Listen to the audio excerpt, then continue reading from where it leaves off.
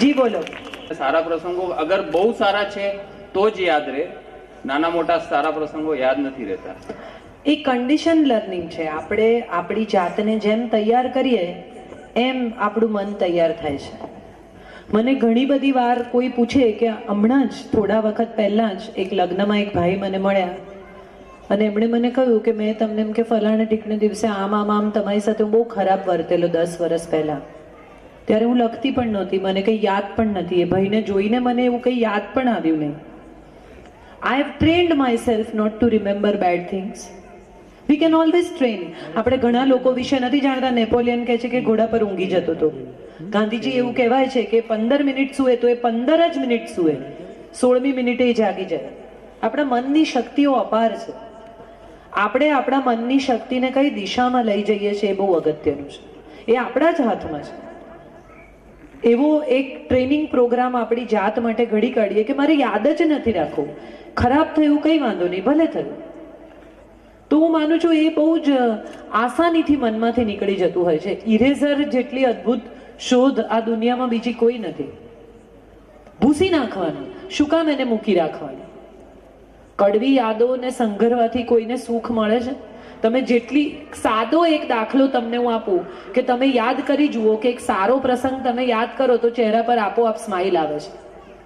સાથે વિતાવેલી એક સારી પળ, એક રોમેન્ટિક પળ, એક સારો સમય, એક સારી ઘટના, હનીમૂનના દિવસો વિશે એકચ્યુઅલી બહુ જ બધા લોકો છે. બાકી મારા મનમાં 2-3 ગેમ્સ હતી જે હું જનરલી મારા સેમિનાર્સમાં રમાડું છું. હું એક જીવન સાથી કરીને સેમિનાર કરું છું શનિવાર સવારે, શનિવાર સાંજે ને રવિવારે સવારે 25 કપલ્સ સાથે. અને મારી ડેટ્સ 6 મહિના પહેલા બુક થઈ જાય છે. બહુ રસપ્રદ રમતો હોય છે. એ રમત તમે અહીંયા રમો તો તમને તરત સમજ પડે કે તમે જ્યારે તમારા સારા પ્રસંગની વાત કરો છો ત્યારે ચહેરા પર સ્માઇલ આવે, તમારી આખી બોડી રિલેક્સ થાય, તમને સારું લાગે. અને તમે જ્યારે દુઃખની વાત યાદ કરો છો, ખરાબ પ્રસંગ, તમારી ભમર સંકોચાઈ જાય, ચહેરો તંગ થઈ જાય, શરીર તંગ થઈ જાય. તો એવા જે પ્રસંગથી તમારું શરીર પણ રિએક્ટ થાય છે એવું કશું પણ શું કામ યાદ રાખવું જોઈએ? આ તો ટ્રેનિંગ છે. પોતાની જાતને આપશો તો યાદ રહેશે. કાઢી નાખવાનું મનમાંથી. પણ આપણને પોતાને પણ બહુ મજા આવે છે. એ માણસ પોતે ક્યાંક મેસોચિસ્ટ છે. દુઃખની વાતો યાદ કરીને એને ઘા ખોતરીને એમાંથી લોહી ટપકાવવાની મજા આવે છે. સતત હું કેટલો દુઃખી, કેટલા બધા લોકોને હું જાણું છું જે એવું કે ના ના એવું તમારા કરતા તો અહીંયા મારું દુઃખ સાંભળો. મારે ઘેર આજે બાઈ નથી આવી એવું કહેવા પણ તમે કોઈને ફોન કરો તો કે બોલો અમારી બાઈ પણ એટલી રજાઓ પાડે છે, આજે આવી છે કે નહીં, આજની વાત કરો. પણ દરેક માણસને અમારો ડ્રાઈવર, આપણે કહીએ કે અમારો ડ્રાઈવર જુઓ ને આજે ટાઈમસર નથી આવ્યો, હું નીકળું. અરે ભાઈ, અમારો ડ્રાઈવર બી કોઈ દિવસ, અરે હું મારા ડ્રાઈવરની વાત કરું છું, તમે એ સાંભળો. પણ આજના સમયમાં લોકો એકબીજાને સાંભળવા તૈયાર નથી. તમે બહુ સાદો અને બહુ રસપ્રદ દાખલો એ છે, આ કરી જોજો કોઈ પાર્ટીમાં કે તમે કેમ છો પૂછો ને, તમને સામેથી કોઈ પૂછે કે કેમ છો, હજી તમે જવાબ આપો ને પહેલા બીજાને કેમ છો પૂછતા. એને જવાબમાં રસ જ નથી. એને તમને પૂછ્યું કારણ કે એને પૂછવું પડે, એની તો નજર ફરી ગઈ. હજી કોઈને તમે એમ પૂછો કે તબિયત કેમ છે તો એ નાના હતા અને બહુ બાળપણમાં એમને ઉલટીઓ થતી હતી ત્યારથી એ વાર્તા ચાલુ કરી. એનો કોઈ મતલબ જ નથી. સુખ તો હમણાં છે, અહીંયા છે અથવા નથી, સ્પષ્ટતા છે અથવા નથી, એની વચ્ચે કંઈ નથી. there is nothing in between. it's there or it's not there. અર્ધ સત્ય, અર્ધ સ્પષ્ટ, થોડું સુખ, આવા શબ્દો નથી. કાં તો મને બધી જ વસ્તુમાં મજા આવે છે અને કાં તો મને કોઈ વસ્તુમાં મજા નથી આવતી. અને આ બંને પરિસ્થિતિ મારા મનના સ્ટેટ ઓફ માઇન્ડ પર ડિપેન્ડન્ટ છે. કેટલાક લોકો કેવી રીતે, એક બહુ સરસ શાહબુદ્દીનભાઈ જોક કહેતા હતા, મને ખબર નથી કેટલા લોકોને ખબર છે, પણ કે કેટલાક લોકો સુખની વાત કરે ને તો એટલી ખરાબ રીતે કરે કે આપણને એમ થાય કે બોલો એમ કે આજે સવારે હું ઓફિસ પહોંચ્યો અને છેલ્લા 8 દિવસથી જે ટેન્ડરની પાછળ પડતો હતો એ ટેન્ડર કે ગયું કે ના ના થઈ ગયું. અરે તો એ આનંદની વાત છે. આમ શું પછી તો કે પછી શું, પેલો વાઈફનો હાર ખોવાઈ ગયેલો, તે ઘરમાં કકળાટ ચાલતો હતો 3 દિવસથી, તે તે શું મળ્યો? હા મળ્યો, એ જ તો કહું છું. તો એમાં આમ ક્યાં આવે? અને કેટલાક લોકો એટલા દુઃખની વાત પણ એટલી જુદી રીતે કરે કે અમે બધા જમ્યા, વાતો કરતા હતા, પપ્પાએ આઈસ્ક્રીમ ખાધો, હજી અમને કઈ સમજ પડે પહેલા તો શું ગુજરી ગયા. અરે આવી રીતે કહેવાય? એક ભાઈ ગુજરી ગયા તો એક માજી ને ત્યાં બેસણામાં ગયા બધા, એટલે કે શું થયું? તો કે થવાનું શું કે છે, એમને રીંગણા નથી ભાવતા એટલે મેં રીંગણાનું શાક કરેલું. તો કે તો મેં એમને કીધું કે ભાઈ કકડાટ ના કરશો, તમે જઈને લઈ આવો તમારે જે શાક ખાવું હોય. તો કે કઈ નહીં, બજારમાં ગયા, ગાડીએ ટક્કર મારીને ઉડ્યા. તો કે પછી શું? મને તો રીંગણા ભાવે જ છે ને ભાઈ. એટલે આ એવું છે, હવે તમારે નક્કી કરવાનું છે. So I think it's more of training yourself and laughing about it than crying about it. Same thing, you can laugh and you can cry. કોઈ ઓપરેશનમાંથી પસાર થવાનું હોય તો તમને બીક લાગે, ડર લાગે, રડવું આવે, ચીસો પાડો તોય જવાનું છે, અને હિંમત રાખો તોય જવાનું છે. હિંમતથી તમારા પ્રશ્નો ઓછા થશે. એવી જ રીતે કોઈ વ્યક્તિ વિશેની સારી વાતો યાદ રાખશો તો એ વ્યક્તિ સાથેના સંબંધો મજબૂત જ થવાના છે. એમાં કોઈ નુકસાન નથી. આયુર્વેદિક દવા જેવું છે, આડઅસર નથી. ફાયદો નહીં થાય તો વાંધો નહીં, નુકસાન તો નહીં જ થાય, એવું હું માનું છું. જી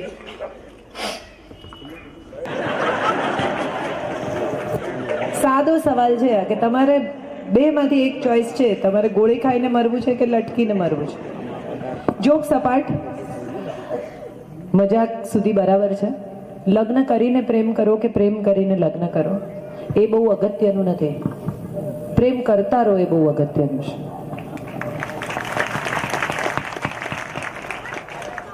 લગ્ન થઈ ગયા માટે પ્રેમ અટકી જાય કે લગ્ન થઈ ગયા માટે પ્રેમ શરૂ જ ન થાય, એને બદલે લગ્ન સાથે સીધો સંબંધ પ્રેમનો રહે એ બહુ અગત્યનું છે. બે લોકો એકબીજા સાથે સ્નેહથી જીવે ને એનાથી વધારે સુખ આ જગતમાં બીજું કોઈ નથી. પ્રેમ હશે ને તો બાકીનું બધું નહીં હોય તો પણ ચાલશે. અને આ સત્યો આપણે આપણી આજુબાજુમાં જોયા જ છે, એવું નથી કે આપણે નથી જોયા. અભાવમાં જીવી જતા લોકોને આપણે મળ્યા છીએ, આપણે જાણીએ છીએ. ક્યારેય કોઈએ એવું વિચાર્યું છે કે નરસિંહ મહેતાને તો ઈશ્વરમાં શ્રદ્ધા હતી ને ઈશ્વરે એના બધું ઈચ્છાઓ પૂરી કરી કે એની જવાબદારીઓ પૂરી કરી? એની પત્ની માણેક મહેતીને કોનામાં શ્રદ્ધા હતી?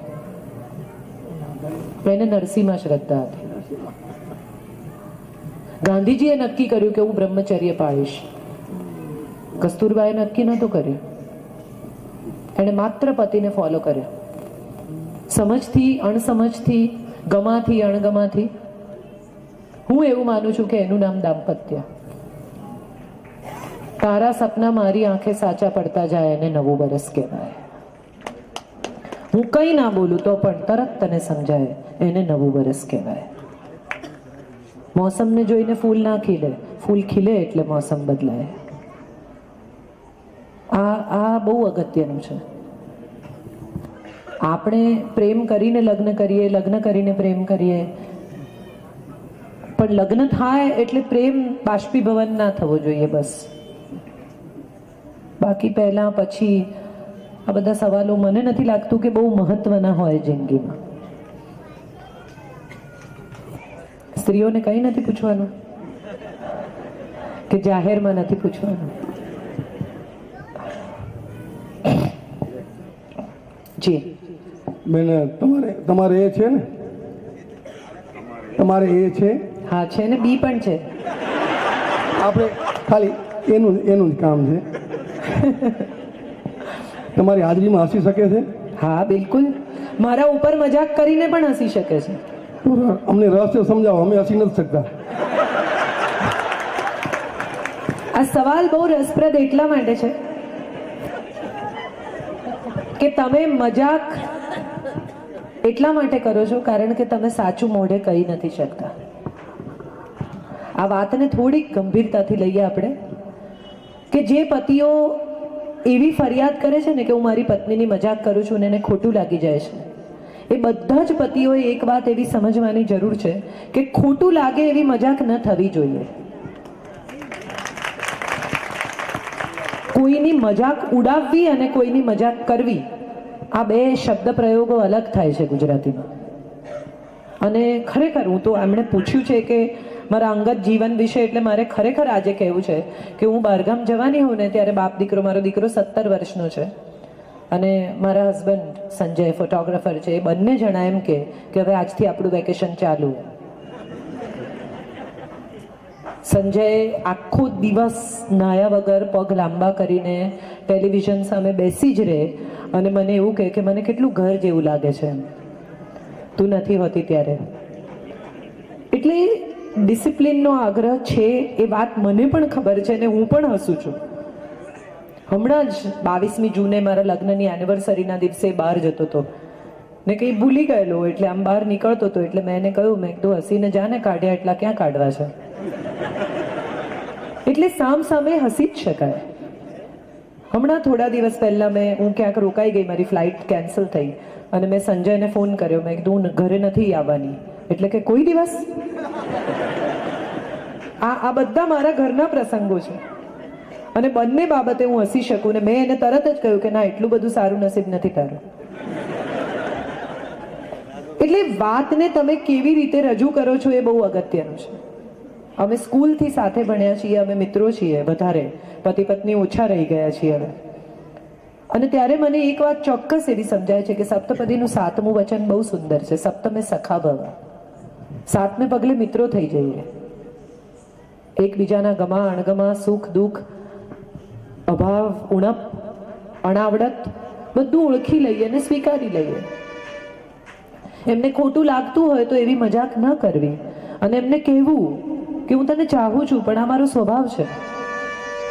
પણ આપણે આઈ લવ યુ કહેવાનું ભૂલી જઈએ છીએ અને ઉણપ શોધવા તૈયાર હોઈએ છીએ. ત્યારે હું માનું છું કે આવું થતું હશે. હું પ્રેમ કરું છું છતાં આવી મજાક કરું છું, એવું જો કહી શકાય તો હું માનું છું કે બધી જ પત્નીઓ હસી શકે અને હસવા દઈ પણ છે. તાળી પાડો, મેં બહુ મોટી વાત કરી છે, ડઘાઈ ના જાઓ અને તમારા પક્ષમાં વાત કરી છે. જી નમસ્તે. નમસ્તે. બહેનોને કંઈ નથી પૂછવાનું, આટલું બધું ખરાબ? બધું જાણો જ છો એમ ને પહેલેથી? જી. સુખ હંમેશા વ્યક્તિ, સમય અને સંજોગ સાપેક્ષ હોય છે. જી. અને ઘણી બધી નેગેટિવિટી આપણા મનના કારણે આપણે એ સુખ નથી માણી શકતા. જી. તો એ નેગેટિવિટી દૂર કરવાની કોઈ પ્રોસેસ ખરી, એ હા. કહેશો? એક બહુ જ સરસ એક્સરસાઇઝ છે અને કદાચ બધા કરે તો બહુ જ મોટો ફાયદો થાય છે આમાં.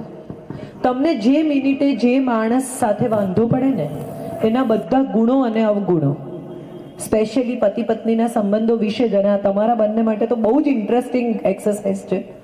જે દિવસે એમ લાગે કે આજે બહુ મોટો વાંધો પડ્યો છે એ દિવસે બધા જેટલા અવગુણો હોય એક બાજુ લખવા ને ગુણો હોય બીજી બાજુ લખવા. કાગળ વાળીને મૂકી દેવો અને 24 કલાક પછી એ કાગળ ઉપાડીને ફરી વાંચવો અને એમાં જોવું કે આમાંથી કેટલા અવગુણ ચેકી શકાય એમ છે. તમને ખરેખર સમજાશે કે ગુસ્સામાં જેટલા અવગુણ લખ્યા છે ને એમાંના 50% પણ સાચા નથી. આ બહુ જ મોટી એક્સરસાઇઝ છે અને આ એક્સરસાઇઝ